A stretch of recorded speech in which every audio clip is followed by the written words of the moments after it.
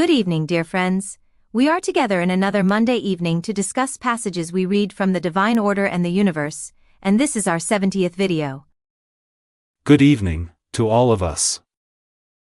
Last week, we had delved into the topic of lost continents, especially the Memu civilization that had superior technology, but due to inner degenerations, the people of Memu gradually prepared the end of their civilization in the previous world cycle. Also, we learnt that cancerization occurs, as it did in the times of Mu civilization, when the body and its mental and emotional impressions do not meet the true needs of the being. Yes, this evening we will continue reading more passages about these two topics. Some of dear friends ask why the need for this emphasis on the Mu civilization. As described in the book, we may find many similarities between this civilization in the previous world cycle and our civilization in this world cycle. And as branch knowledge, without the need of first-hand experience of what they had to experience, we can learn a lot about the events waiting us at the horizon, and more importantly, the reasons and causes of such events. For example, many scientists say that the rapid decline in the bee populations will lead a great famine, because the plants will not be pollinated anymore. I observed this decline in bee populations in my area, which is world known by the quality its pine honey production. Yet, last summer we had forest fires, and large areas of red pine forests were burned down, alongside with the wildlife and the beehives. In short, the whole circle of life belonging this area is affected radically. So far we continue living as if things in life are not connected to each other. We don't notice, see or observe the interconnectedness of everything in nature. However, only when we experience painful, troubling, suffering events, then we begin to learn this fact as a harsh lesson. Should all learnings be that painful and harsh? No, not necessarily. But if the human beings resist, and even object to learning, and choose to remain in deep slumber, then the events in life arrive at our doorstep with harder and harsher tests and trials in order to wake human beings to their true nature. Would you like to share your observations about this? Well, let me start mentioning an interesting point. In the book we read that our current world cycle is around 70,000 years, and the next world cycle will last around 60,000 years. Yes, as you said, the events and things we don't even think about have a significant role within the wholeness. We are now not aware of this fact, but we live in a time period, if not in a state of complete sleep but maybe in a state of semi-sleeping, when we are preparing for the day of that transition. People live in hectic daily routines and they are not much aware to which direction they are headed.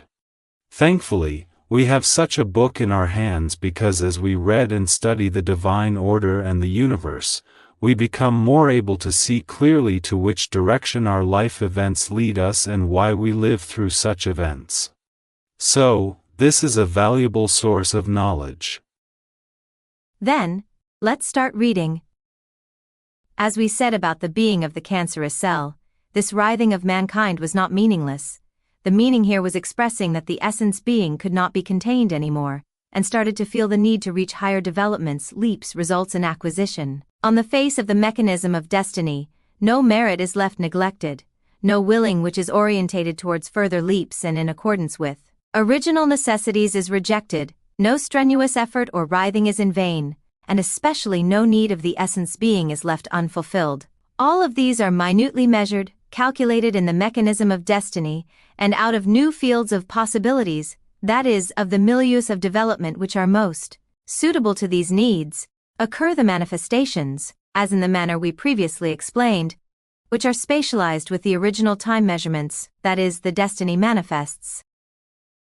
So, the mankind of the previous world cycle, who had been matured and entered into a state of inability to benefit from world matter, were in such expectation of the high spaces and high realms which will fulfill their high destinies and further needs, and the ones who had not yet attained this degree were seeking the milieu sufficient for their simple states and needs. Thus, for all those needs to be realized, it was necessary for the world to change, and consequently, for the new spaces, that is, the new destinies which will fulfill the new needs to emerge. Indeed, it would not be appropriate for the indigent mankind in these two groups, which are separated from each other by major differences, to exist in the same milieu.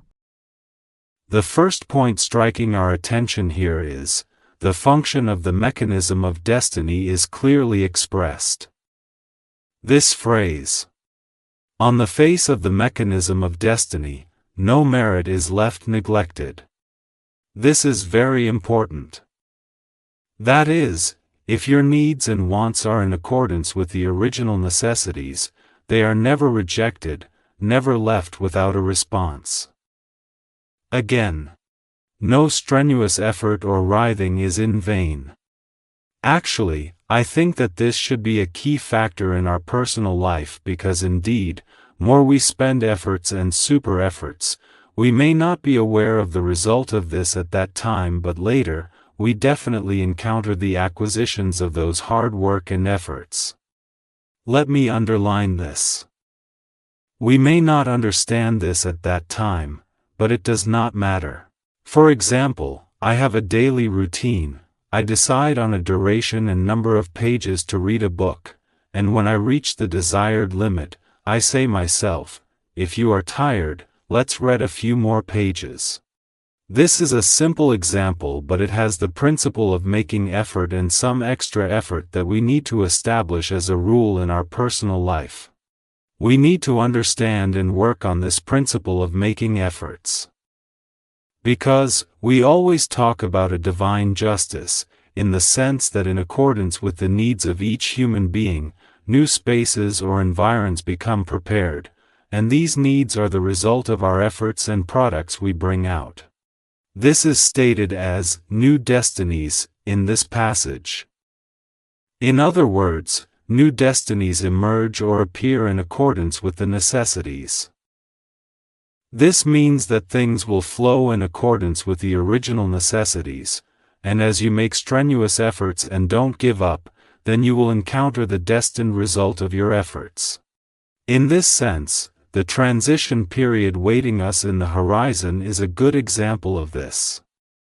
I may use a metaphor to explain. Let's imagine a field.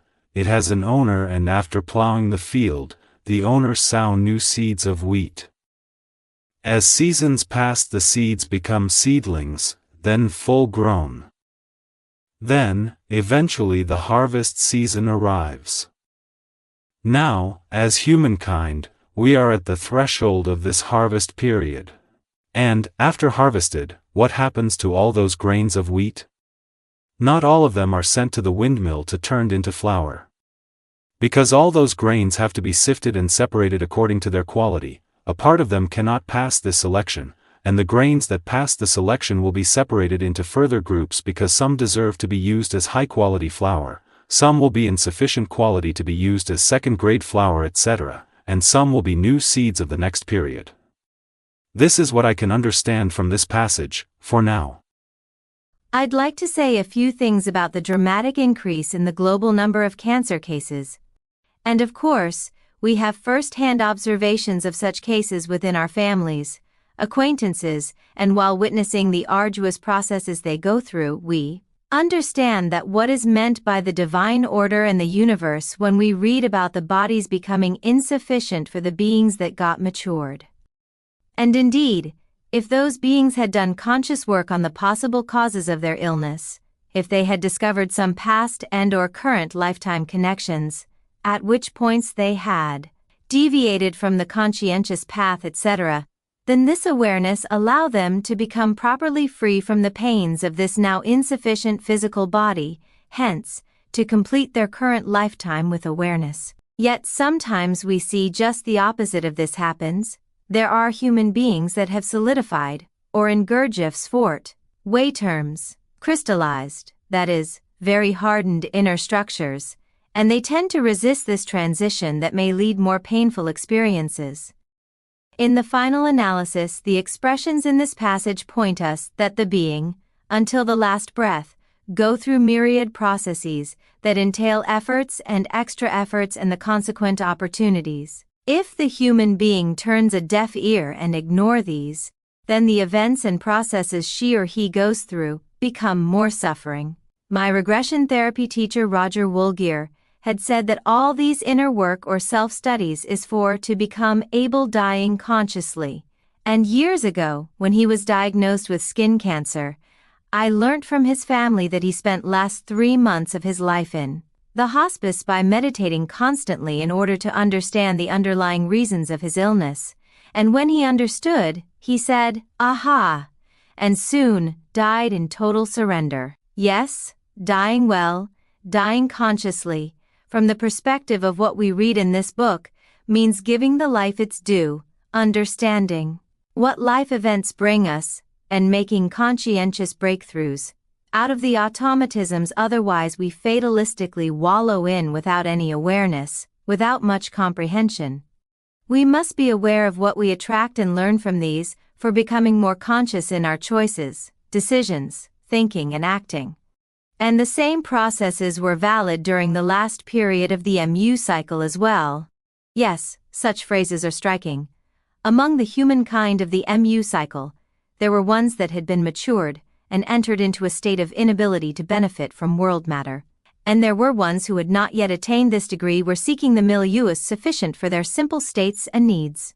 And for these two groups which are separated from each other by major differences to exist in the same milieu of these diverging needs, for new destinies would not be appropriate, hence the necessity of closing that previous world cycle and opening a new world cycle. And it is not easy to understand which human being is matured and cannot benefit any more from the world matter, and which human has not yet attained this degree and needs simpler states, especially when seen from the perspective of the worldly values.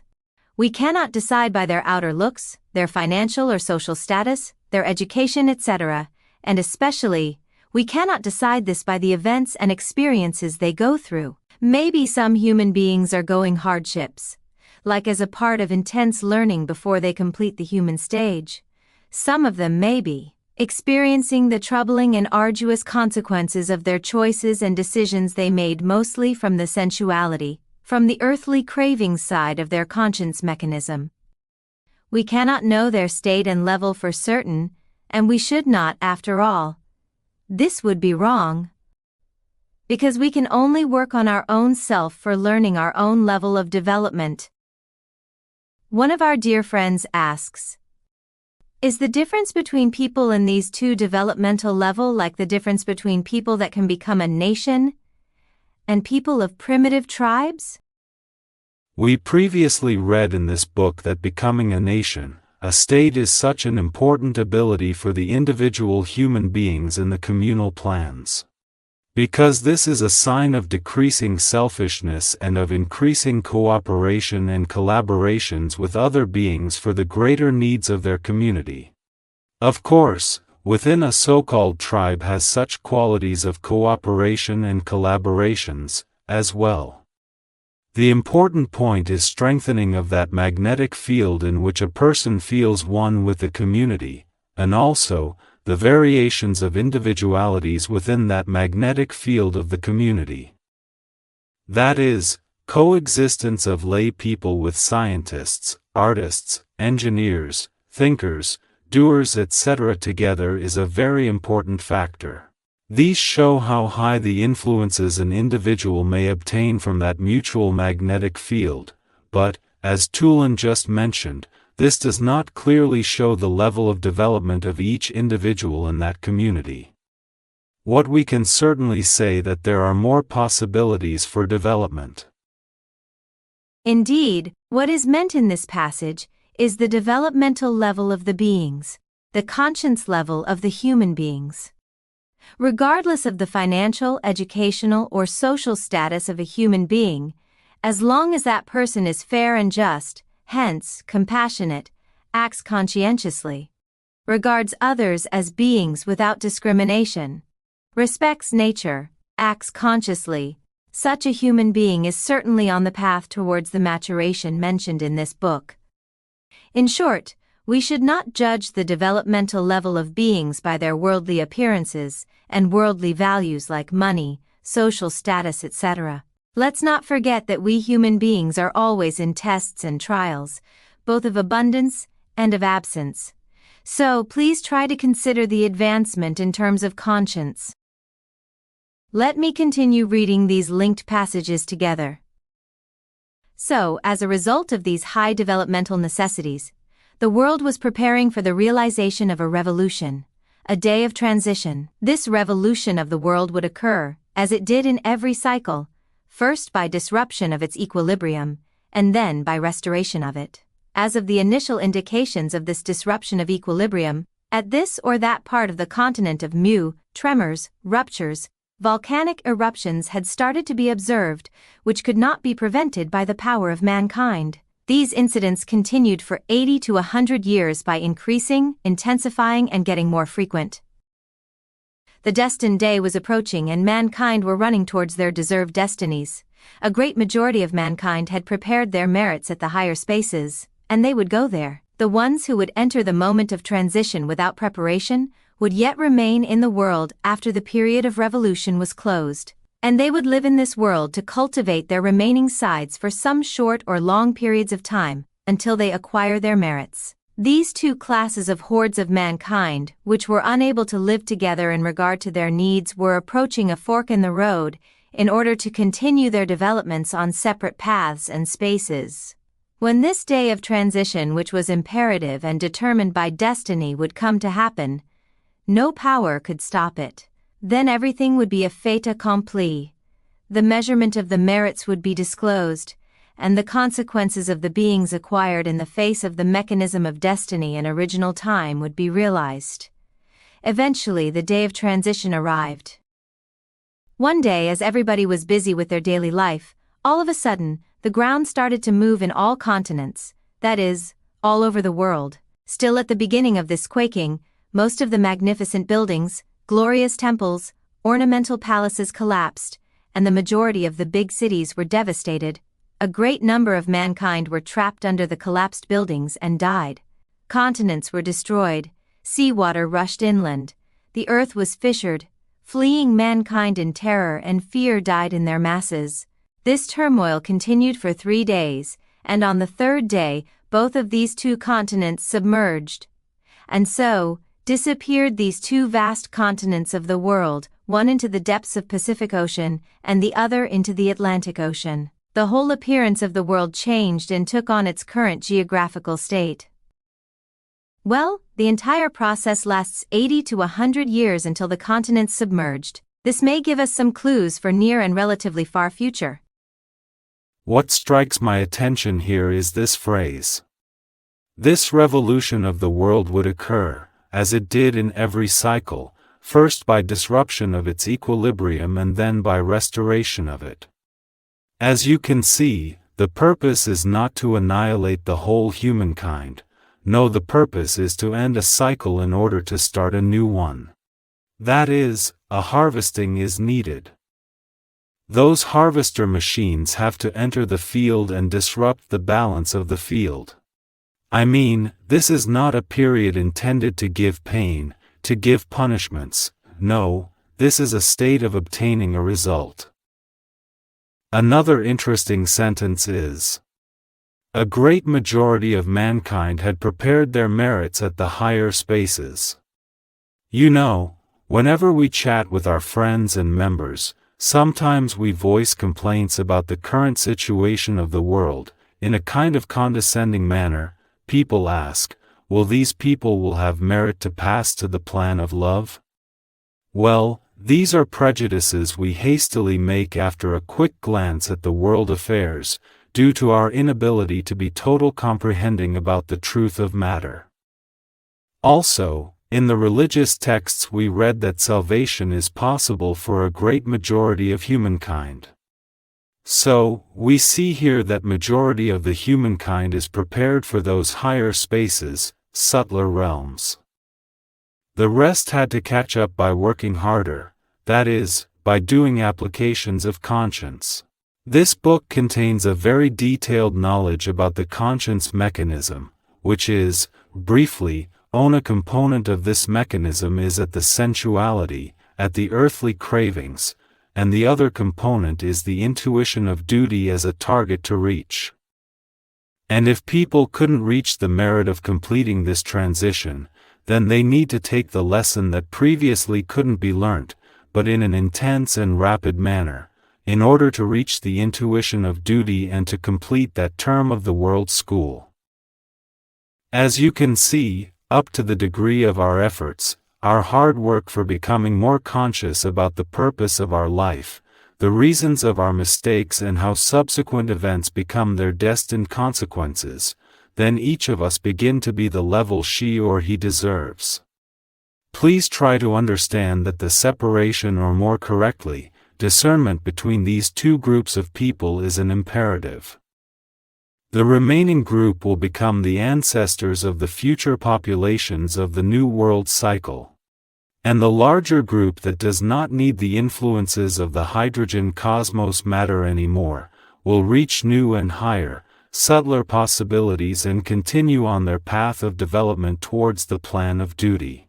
And as you mentioned, during the last 80 to 100 years, there was an acceleration of those drastic events, collapsing of ornate temples, destructions of big cities, etc. And the book states that such an acceleration will happen in our world cycle, as well. When I first read those passages, in my mind's eye, that big earthquake in 2004 appeared, the 9.1 earthquake and the following tsunami destroyed the whole Sumatra island of Indonesia. Those scenes of the aftermath was just a small example of what is described in this book. And I remembered the megathrust earthquake and the tsunami in Japan that happened in 2011, and the damaged nuclear plant that had a meltdown. Or, when a volcano in Iceland erupted in 2010, the UK European airspace was closed almost a whole week. And as you said, in this book we read about much more violent natural disaster are mentioned. Of course, by detailing all of these events in the last world cycle, the book is taking us towards a certain knowledge, so please try to be attentive as we read on. For me, the most interesting sentence in this passage is this: revolution of the world would occur, as it did in every cycle, therefore there were many other cycles before the Muse cycle, and now we live in our world cycle. And we indeed know this very well, that most of the events and processes waiting us at the horizon are the consequences of the choices and decisions we made. We ignore the nature's cyclical processes, we cut down forests and we build settlements, at the foot of the volcanoes, on the fault lines, on the seemingly dry riverbeds. We build or buy houses due to our greed, opportunism, self-interest, ignorance, and moreover, we don't build them properly. And when the inevitable happens, we blame our bad luck or ill fate. What's fate got to do with it? We are driven and motivated by our sensuality, by our earthly cravings, without rationality. Yet, as we have discussed many times in this series and in our public lectures, the mechanism of destiny is always active to manifest the space and time possibilities that are destined in accordance with the choices and actions we made. And these are multifaceted. A facet for the people that die, and for people that survive such harsh events. A facet for the people trying to help the affected. A facet for the officials that have the responsibility for inspection, audit and supervision. A facet for the companies and their staff that built those buildings. A facet for the people that learn about such disasters and pray or get active for the all kind of relief effort for the affected. A facet for people who watch the news clip on TV, as though they watch a movie while eating their dinner, etc., etc. A single event, such a drastic disaster, acts like a multifaceted mirror, brings out so many other events and states addressing the conscience of all those beings at different levels of development. You may say that we have been experiencing those major disasters and this didn't change much for the better. Yet, when such events become increasingly frequent and violent, then these will be our first-hand experience, then we cannot remain indifferent. They will forcibly take us out of that state of stupor, that state of indifference. And as those events will disrupt our status quo of deep slumber, a new equilibrium will be set at our more awakened state. The point emphasized and underlined again and again is that human beings must go out, or otherwise be taken out of their comfort zones. As you nicely expressed with the example of people who watch the news clip on TV as though they watch a movie while eating their dinner, this points how strongly they are fixed in the comfort zone. They cannot go out of the circle of their own self. Then, it becomes impossible for us to last phase of doing preparatory applications needed for first completing human stage and then moving on the path of development towards the intuition of duty. What happens if we cannot go out of the small circle of our own self? Increasingly frequent and troubling events start to happen to us for disturbing our inert state, our comfort zone. Only after experiencing such events, we begin to ask ourselves some important questions and seek answers. All right, let's continue reading. After the Mu period ended, the world regressed and became wild. The people who survived in the world regressed under two influences. One of these was the terrible to them events that occurred during the Great Cataclysm. These had a shocking effect on the nervous systems of the mankind and made them crazy. The second was much more significant and encompassing. This was the imperative of a developmental plan the beings in duty in this act prepared in accordance with sublime necessities. The world had started a new cycle. This cycle was a state of the world which was most primitive, akin to amorphous and simple. This was necessary to be as such, for there were innumerable beings waiting to complete their subhuman developmental stages, and to start their stages of initial humanity. They were to come down to the world as the most primitive humans, and to start their developments. However, the world could not be a sanctuary, a ground of evolution for these primitive beings without going through such a revolution, and going down to simpler states which may be suitable for the needs of the newcomers. For example, had they came into a world like the evolved one of today, not only could they not evolve here, they could not have even lived. Therefore, they needed the simplest matter, and also the most primitive parents in order to render the developments they need. From reasonable, more or less conscious and comprehending parents, such a horde of cannibalistic and savage children could not be born and live among and evolve among them. This was impossible for children as well as for parents. These children were the beings who had their first step into the stage of humanity of the world life. With their simplicity, primitiveness, inexperience, and lack of manner. Because of this, they were coming into the world with the need to live within all characteristics of the savagery period, which is the character of initial humanity, and of going through all refining experiences of that cycle. Thus they needed wild matter, wild surroundings, wild plants, wild animals, and wild parents. Therefore, in accordance with the communal necessities of the general evolutionary and developmental mechanism in universe, for the ones who remained in the world, to be able to do this parenting duty automatically, they needed to regress to the states of mankind in the initial stages, and to simplify the world by subjecting to a very long evolutionary advance, starting from this simple and primitive period, and by going through various developmental stages, could reach today's level and civilization of mankind, after 70,000 years. In this passage, we read about how life on the planet continued for the people survived the end of that world cycle. The ones that deserved utilizing subtler matter levels left their physical bodies, their phase was completed. Remaining ones had gone through two processes. First, due to the shock and trauma on their nervous system, they became insane, crazy, and secondly, because the beings that recently completed their subhuman stage would enter the human stage as the first primitive generations of the New World Cycle, the physical conditions of the planet and the mental and physical conditions of the human beings that will be their parents went into a rapid regression. Because these beings needed the simplest matter and also the most primitive parents for rendering the developments they need. So, in this way, the knowledge and experience of those people that survived the cataclysms had become unusable, forgotten, if any, twisted.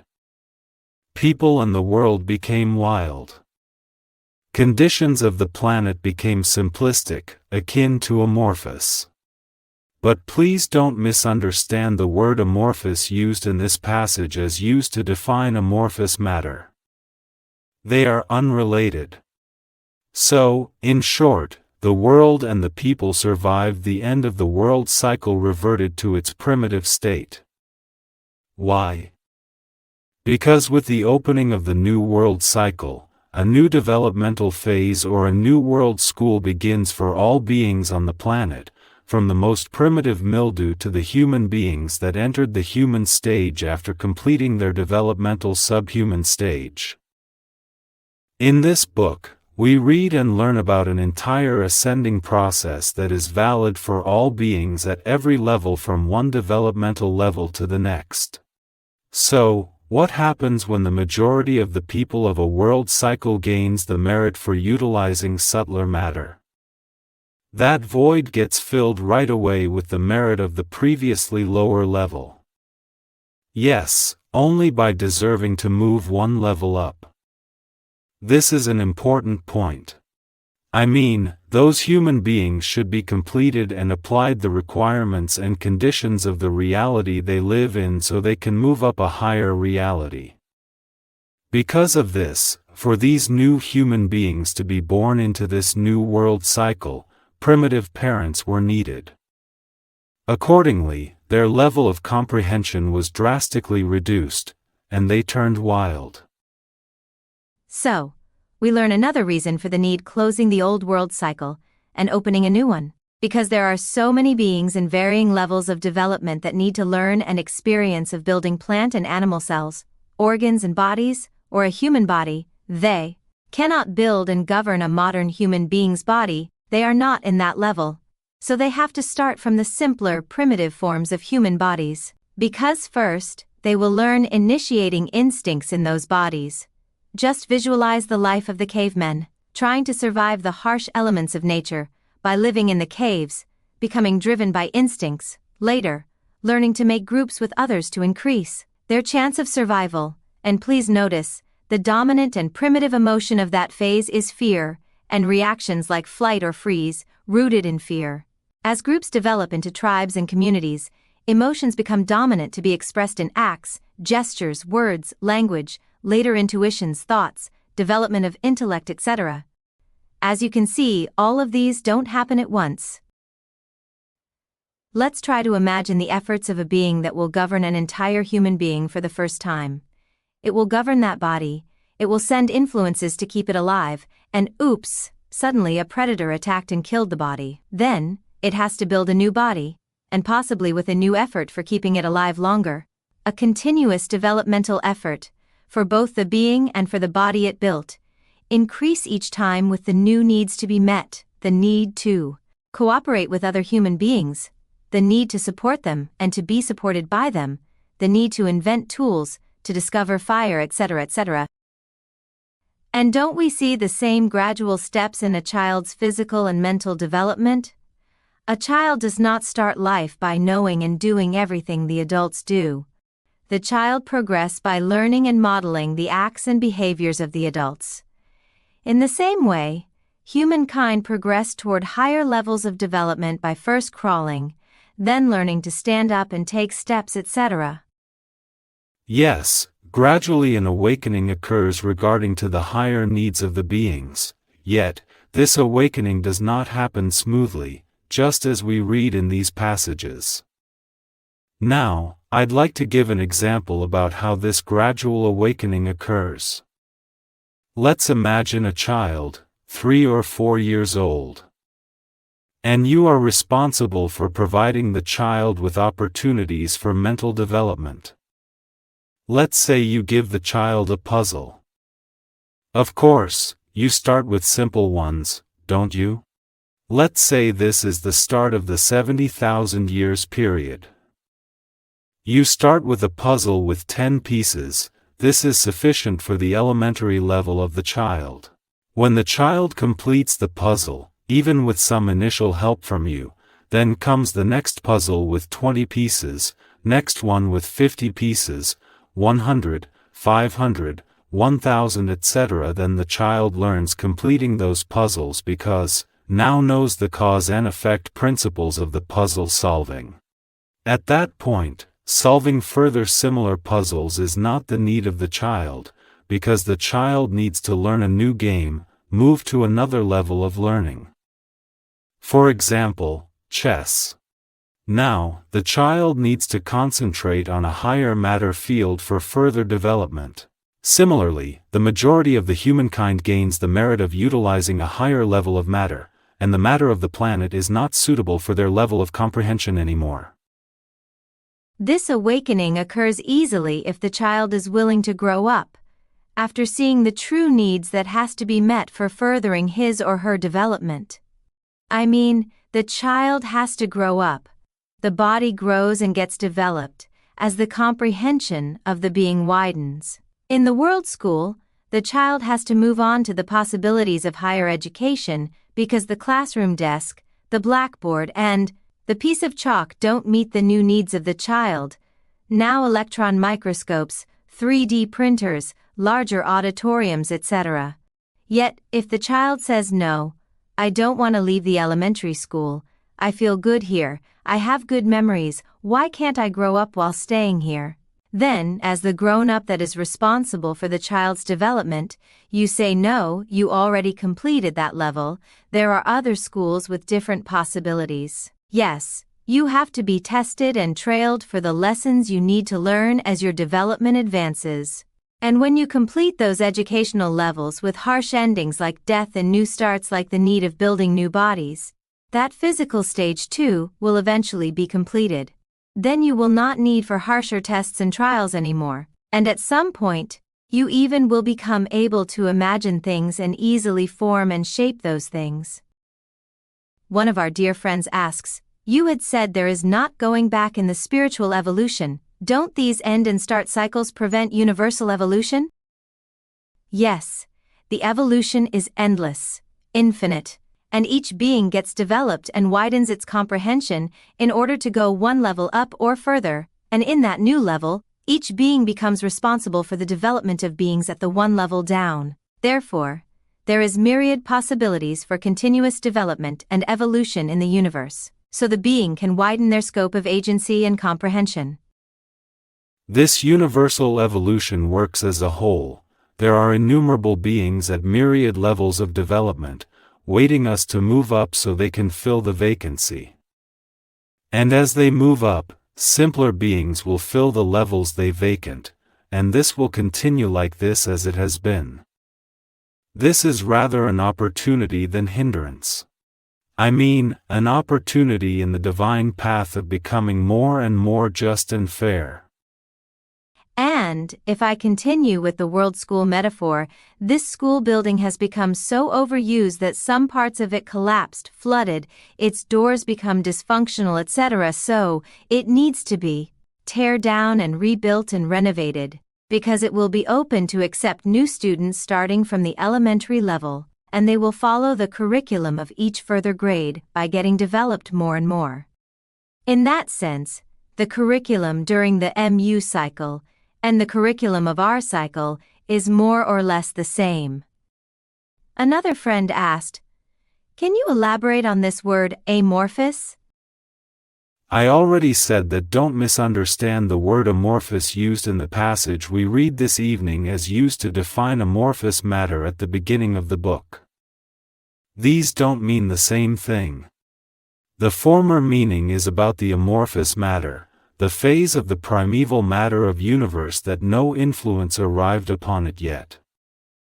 However, here, this word means the most primitive or simplest state of the world, and don't think it only in terms of technology, science, civilization, it also means the most primitive and simplest forms of the human's feelings and emotions. I hope it is clear now. Another question. In this book it says that the world will start from zero. Will all these books, knowledge, technology be lost? Will everything start from the beginning? Do I understand this correctly?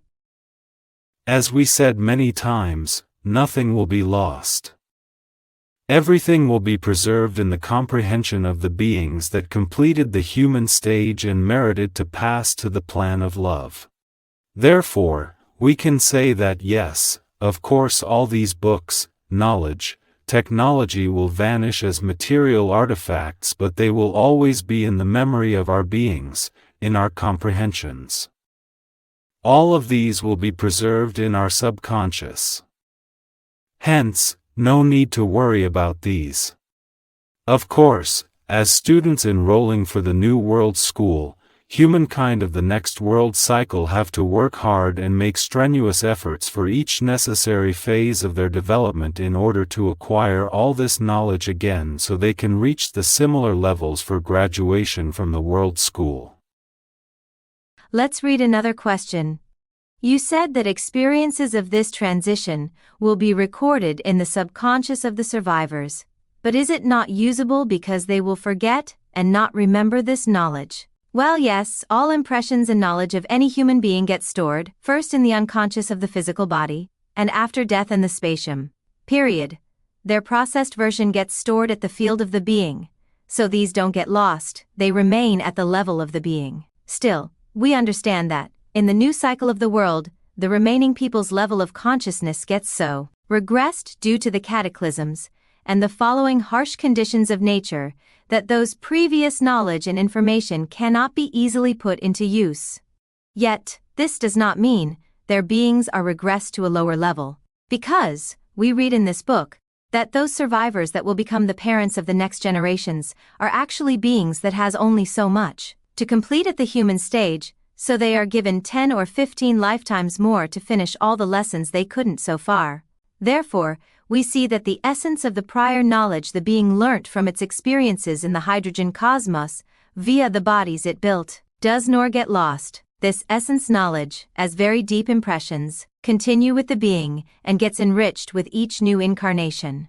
So, some very deep impressions or traces of these impressions still exist in the depth of their subconscious fields, and we see the signs of those deep impressions emerge as some knowledge and inventions of the ancient past of a new world cycle. For example, in the esoteric teachings, and in the books of James Churchward, we read about sacred symbols of Mu. In Edgar Cayce readings, some of his patients talked about their past lifetimes in the lost continents of Atlantis and Mu, and also we read about the knowledge of Atlantis was conveyed to the Nile Valley by the survivors and led to the ancient civilization of Egypt. Then it was carried to the Central Asia shamans, and to the Americas, as the culture of Maya and Aztecs, etc. Another question. Are these information and knowledge recorded in our planet's Akasha? After all, this world has a magnetic field, and there is the organization of beings in duty governing this world. We may say that impressions of all knowledge and experiences gained by beings are kept in that magnetic field like the library of the planet to be used whenever and whichever form it is needed. You know, many scientists and inventors had said that they got a clue, an image, a symbol, etc., that helped them for the discovery or the invention, either in a dream or while daydreaming. It may be that their hard work, efforts and diligence around the subject in their hands acted like an invitation for some guiding influences to be directed to them from this library of the planet.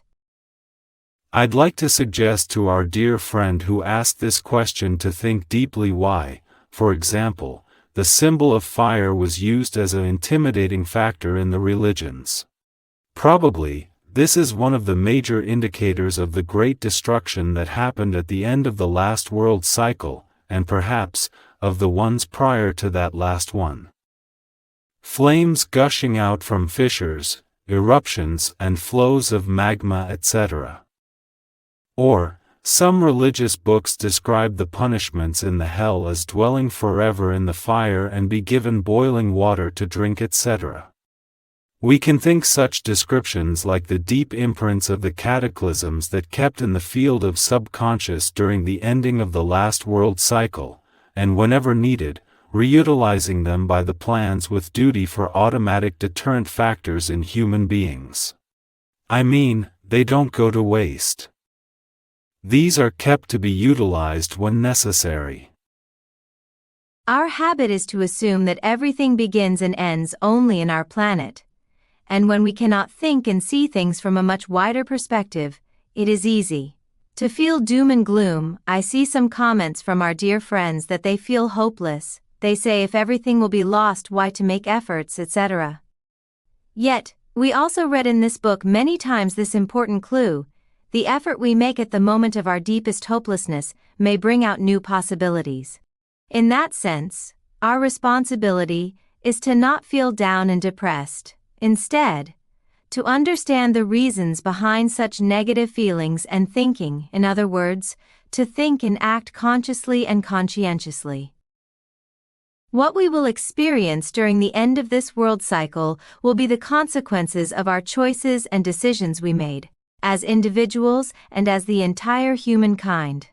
In other words, we will encounter our own shadow, because we were not always in good and loving roles in all of those 500 to 700 lifetimes. Some of our past life personalities were cruel, sensual, selfish, murderous, etc. Let's not forget this. In that sense, we will experience together the upcoming processes the world has to go through. None of us are exempt from this. All of us live on this planet, and whatever our planet has to go through, we will encounter the consequences we need and merited. Just remember that taking precautions is something, resignation is something else, and this does not mean doing nothing for the sake of patience. On the contrary, we must have active patience. Yes, the end of the world is near. Yet until that end arrives at our door, what we will be doing? Each of us has to stop and think deeply in order to do some serious and sincere self-assessment. We need to correct our mistakes. We need to work hard about this. More we can release the material, emotional, and mental habits and addictions, less hardships we will experience, because all these events waiting the humankind at the horizon will be about destroying whatever we become attached and addicted to. Right now, all of us are sitting in our comfortable homes, using modern technology to connect and exchange ideas about these concepts and topics. There will be times we will miss such gatherings. Yet, maybe, this experience we have together this evening will be guiding us, empowering us at those times of trouble. We will live and see, together. Yes, wishing you a good evening and good week. Hoping to see you all next Monday. Good evening, everyone.